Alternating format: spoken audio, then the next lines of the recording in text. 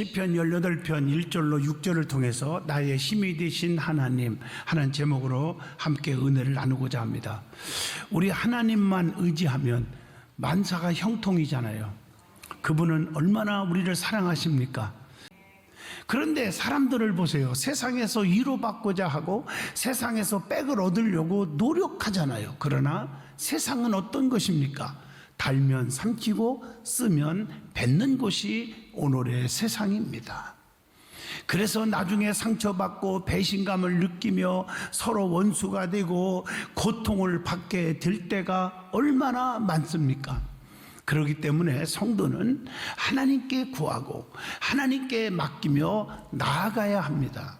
그러면 그분께서 모두를 다 해결해 주시는 것입니다. 중요한 것은 나의 하나님이 누구인지를 바로 알아야 합니다. 그분은 태초부터 계셨다고 그랬어요. 나는 스스로 있는 자다. I am who I am. 분명히 말씀하고 있어요. 그분은 외모를 보지 않고 중심을 보시는 분이고요. 어디든지 계시고 모든 것을 다 아시는 분이십니다. 그렇기 때문에 성도는 그 하나님께 잘못한 것이 있으면 철저하게 회개하고 하나님께 가까이 가야 할 것이고 그분께 무엇이든지 의논하고 그분께 구하기만 하면 반드시 응답을 주십니다. 오늘 본문 말씀을 잘 보시면 하나님은 나의 힘이 되신다고 고백을 하면서 내가 하나님을 사랑합니다 라고 표현을 하고 있습니다. 왜냐하면 그분은 나의 반석이시요 요새시요 건지시는 자시요 피할 바위시요 방패시요 구원의 뿌리시며 산성이 되시기 때문입니다. 그렇기 때문에 오늘 저와 여러분이 말씀을 통해서 나의 힘이 되신 여호와여, 나의 힘이 되신 하나님, 이 제목으로 은혜를 나누는 시간이 되고자 합니다. 제일 중요한 것, 하나님은 나의 힘이 되시는 분이시다 하는 것을 확실하게 믿고 우리의 입술을 통해서 가슴을 통해서 고백하여야 합니다. 오늘 본문 1절에 나의 힘이 되신 여호와여 내가 주님을 사랑합니다. 이게 1절의 말씀입니다. 하나님은 나의 힘이 되시기 때문에 사랑해야 합니다. 하나님은 누굽니까? 전지전능하시고 무소부재하신 분이라고 했잖아요. 그래서 하나님은 뭐든지 구하는 자에게 다 들어주고 모든 일을 다 할 수 있는 능력자이십니다. 예레미야 32장 27절에 나는 여호와요 모든 육체의 하나님이라 내게 할 수 없는 일이 있겠느냐? 나는 모든 것을 다 할 수 있다 이 말입니다. 하나님은 모르시는 것이 없이 다 알고 계시에요. 열왕기상 8장 39절을 같이 한번 보겠습니다. 주는 계신 곳 하늘에서 들으시고 사하시며 각 사람의 마음을 아시오니 그들의 모든 행위대로 행하사 갚으시옵소서. 주만 홀로 사람의 마음을 다 아심이니이다 라고 말씀하고 있습니다. 그리고 하나님은 어디든지 계신다는 거예요. 시편 139편 7절로 8절 보면 내가 주의 영을 떠나 어디로 가며 주의 앞에서 어디로 피하리이까? 내가 하늘에 올라갈지라도 거기 계시며 스올에 내 자리를 펼지라도 거기 계시나이다. 그리고 하나님은 자기를 사랑하시기를 원하는 분이에요. 자기만을 사랑해 달래요. 하나님의 사랑 안에 거하기만 하면 요한복음 15장 10절로 11절에 보니까 기쁨을 충만케 하신다는 겁니다. 그리고 하나님을 가까이 하는 자에게 하나님은 가까이 해주신다는 거예요. 야고보서 4장 8절 하나님을 가까이 하라. 그리하면 너희를 가까이 하시리라. 이렇게 말하고 있습니다. 그래서 디모데후서 3장 1절로 5절을 보면 하나님보다 세상을 더 사랑하면 그것이 보이지 않는 우상숭배고 또 우상숭배는 하나님과 원수가 된다고 그랬어요. 많은 사람들은 하나님과 자꾸 원수 맺으려고 그래요. 모든 것 하나님께서 주신 거 아니에요? 여러분이 가족도 직장도 사업도 물질도 건강도 다 하나님이 주신 건데 하나님을 제일로 사랑하면 되는데 하나님보다 그 하나님이 주신 모든 세상 것들을 다 더 좋아한단 말이에요. 그러니까 그게 우상숭배라고 표현했고 우상숭배는 하나님과 원수가 된다는 것입니다. 그 하나님 원치 않는 거예요. 그래서 아브라함이 하나님을 최고로 사랑해요. 그 증거로 하나밖에 없는 아들 100세에 난 아들 이삭을 모리아산에 가서 바치라고 그럴 때 바치러 가는 거예요. 그때 하나님께서 뭐라 했습니까? 이제 네가 나를 하나밖에 없는 독자 이삭보다 더 사랑하는 것을 알았다는 거예요. 그러니 아브라함이 복을 안 받겠어요? 아브라함이 받은 복 아시잖아요. 믿음의 조상, 복의 근원, 자손의 축복, 물질의 거부, 온갖 복은 다 받은 분이 아브라함입니다. 오늘 여러분들이 아브라함의 복을 다 받으시기를 축복합니다. 하나님은 지금도 우리를 다 알고 계시고 보시고 계세요. 여기 하나님은 안 계신 것 같아도 계십니다. 하나님은 영이시기에 보이지 않지만 계시다는 거예요. 예배를 통해서 하나님은 만나주신다는 거예요. 요한복음 4장 24절로 25절 하나님은 영이시니 예배하는 자가 영과 진리로 예배할지니라. 그래서 하나님을 사랑하는 것 제일 좋아하죠. 그러면 입술로만 하나님 사랑합니다, 누가 그걸 못합니까?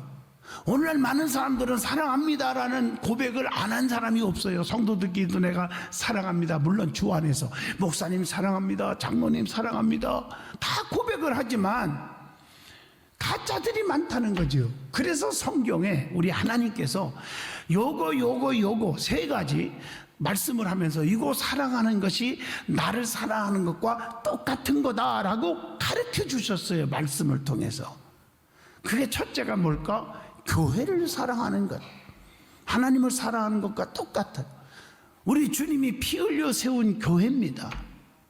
그래서 사도행전 8장에 보면 사울이 교회를 엄청나게 핍박을 하지만 사도행전 9장에 보면 주님을 핍박한 것이 되었다고 말합니다.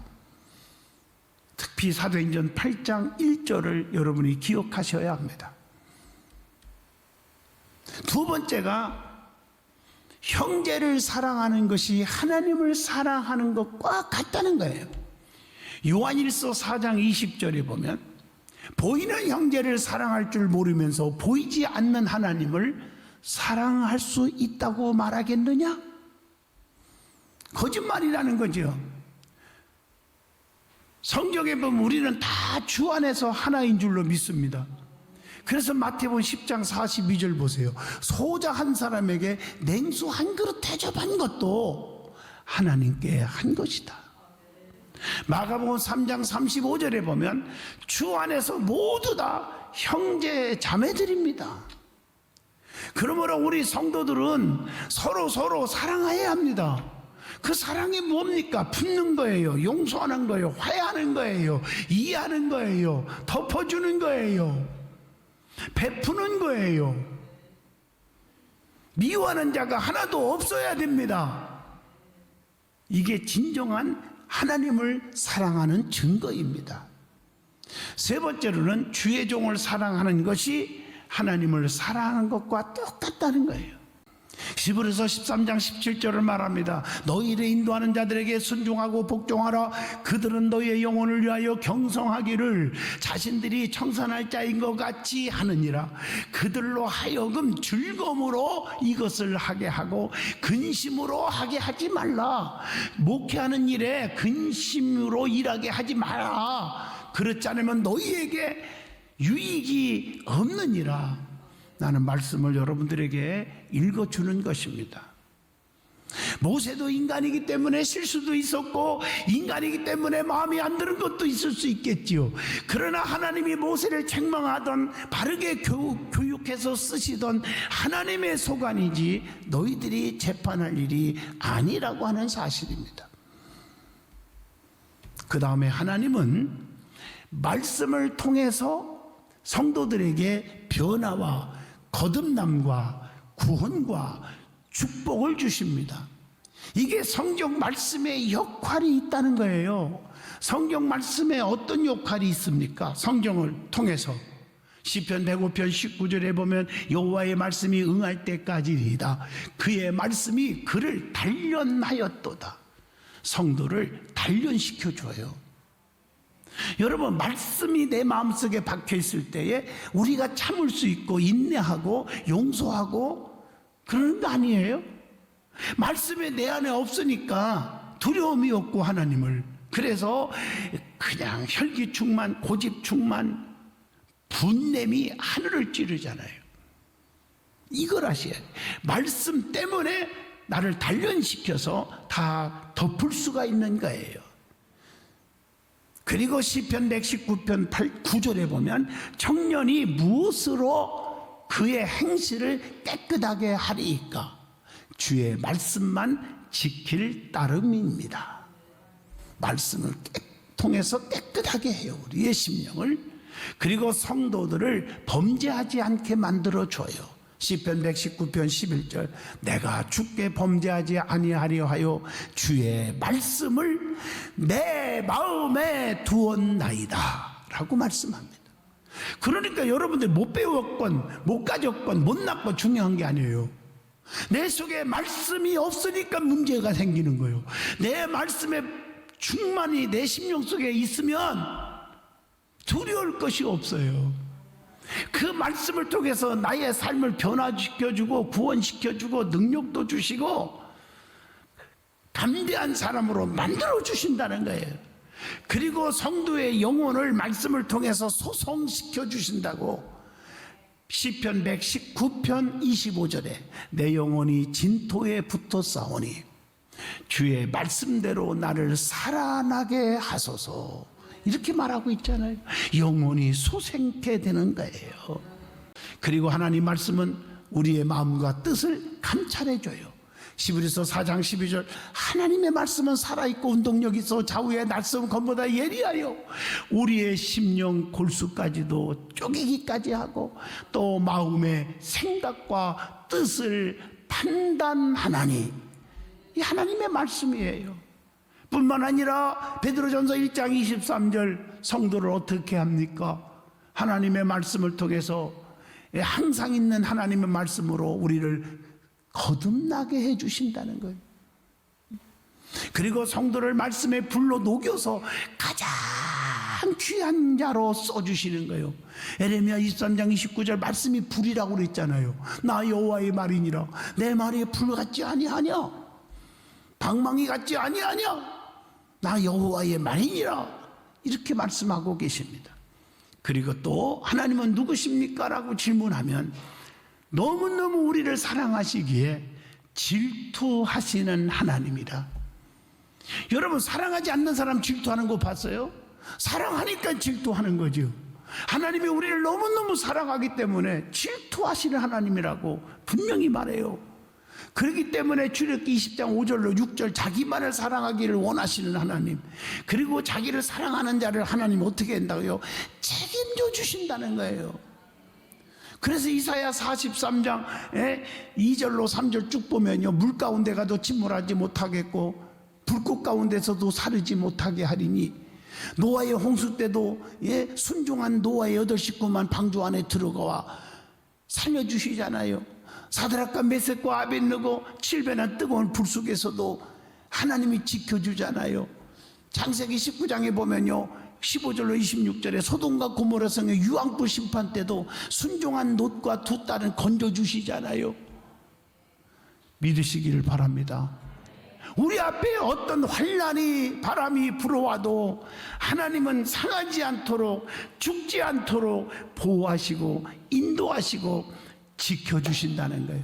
그래서 이사야 43장 3절로 4절, 내가 너를 보배롭고 존귀 여겨 주신다고 약속하고 있습니다. 그리고 하나님을 믿는 자는 하나님의 백성끼리 서로 사랑하여야 한다고 권면합니다.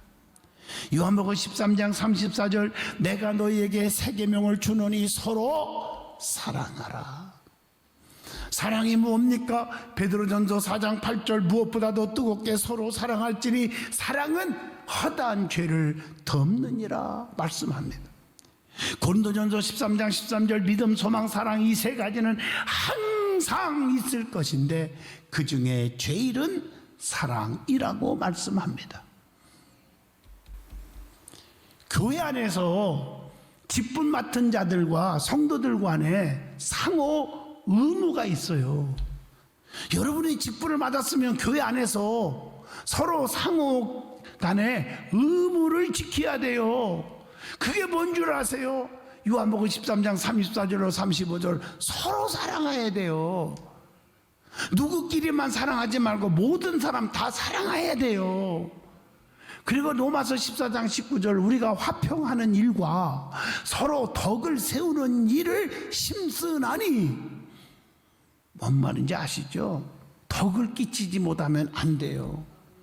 로마서 15장 7절, 그리스도께서 우리를 받아 하나님께 영광을 돌리신과 같이 너희도 서로 받아라, 서로 용서하라는 거예요. 그리고 로마서 15장 14절, 믿음 안에서 서로 권면하라고 말합니다. 여러분, 권면하지 않고 비난하는 사람들 있죠. 손가락질하고 입을 가지고 막 소문내고 아주 하나님 보시기에 악이에요. 그건요, 서로 조용히 권면하라고 했습니다. 말씀입니다. 그리고 누구를 대하든지 용서하고 불쌍히 여기고 인자하게 대하라는 거예요. 친절하게 대하라. 에베소 4장 32절 읽어보세요. 그렇게 돼 있어요. 예, 서로 불쌍히 여기라는 거예요. 그리고 빌립보 2장 3절에 아무 일이든지 다툼이나 허영으로 하지 말고 오직 겸손한 마음으로 각각 자기보다 남을 낮게 여기고 귀하게 여기고 남을 높임을 주시고, 이 말이에요. 골로새서 3장 16절, 서로 비판하기보다 교훈하며 가르치라고 그랬고, 로마서 12장 10절, 서로 존경해야 한다고 했습니다. 그리고 빌립보 2장 2절에 서로 마음을 같이 하라고 그랬고, 고린도후서 7장 14절에는 서로 믿어주는, 신뢰하는 자가 되고, 갈라디아서 6장 1절, 서로의 잘못을 바로잡아주고, 갈라디아서 6장 2절, 다 가슴속에 새겨야지요. 서로의 짐을 나눠야 된다는 것입니다. 골로새서 3장 9절에 보면 서로에게 거짓말하지 말아야 되고, 데살로니가전서 4장 18절, 서로 위로하고 비방하지 말아야 한다고 했습니다. 베드로전서 4장 9절로 10절에 서로 대접하며 봉사할 줄 알아야 합니다. 지금까지 말씀한 걸 종합해 보시면서 성도들을 한번 보세요. 솔직히 목사한테나 성도들한테 거짓말을 밥 먹듯이 하는 분들이 있어요. 진짜 그게 습관화되면요, 하나님이 다 듣고 계시고 보고 계시는 겁니다. 진실한 크리스찬이 되도록 기도하시고 힘쓰시기를 바랍니다. 자, 그러면 오늘 말씀을 다시 한번 살펴봅니다. 하나님은 나를 보호하시고 지켜주고 인도하시는 분임을 알 수 있잖아요. 그걸 진심으로 고백하여야 합니다. 자, 본문 2절을 다시 한번 보겠습니다. 여호와는 나의 반석, 나의 요새시요, 나를 건지신 이시요, 나의 하나님이시요, 내가 그 안에 피할 나의 바위시요, 나의 방패시요, 나의 구원의 뿌리시요, 나의 산성이시로다. 하나님께서 우리를 보호하심을 비유로 표현하는 말씀이 곧 2절 말씀입니다. 반석, 요새, 건지시는 자, 피할 바위, 구원의 뿔, 피난처, 산성이라고 말합니다. 그래서 그 하나님께 부르짖으면 오늘 본문 3절로 6절 보시면 응답해 주신다는 거예요. 그 말을 구체적으로 3절을 보시면 하나님께 아뢰 때 원수들에게서 구원해 주신다.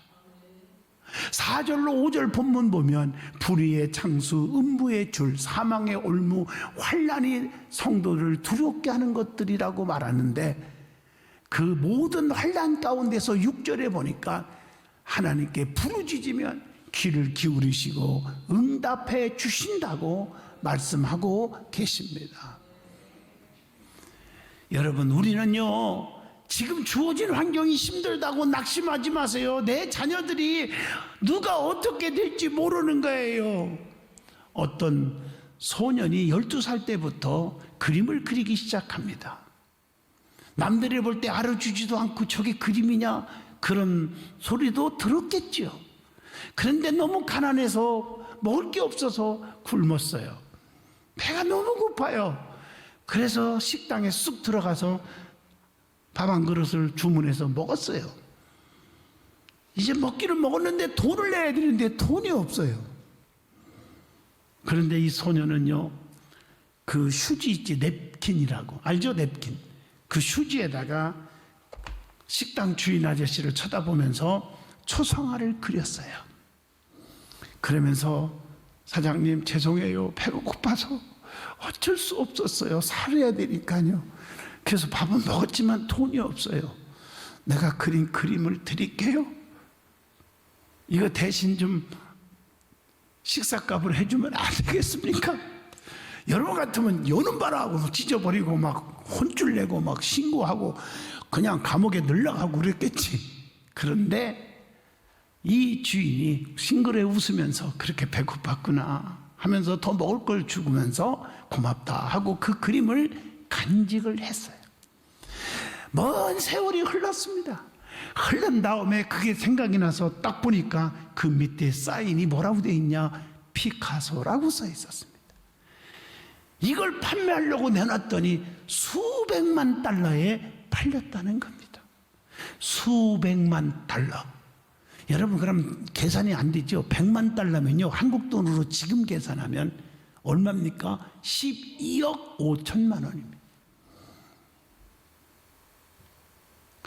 예, 500만 달러라면은 5를 곱해서요 12억 5천만 원에다가.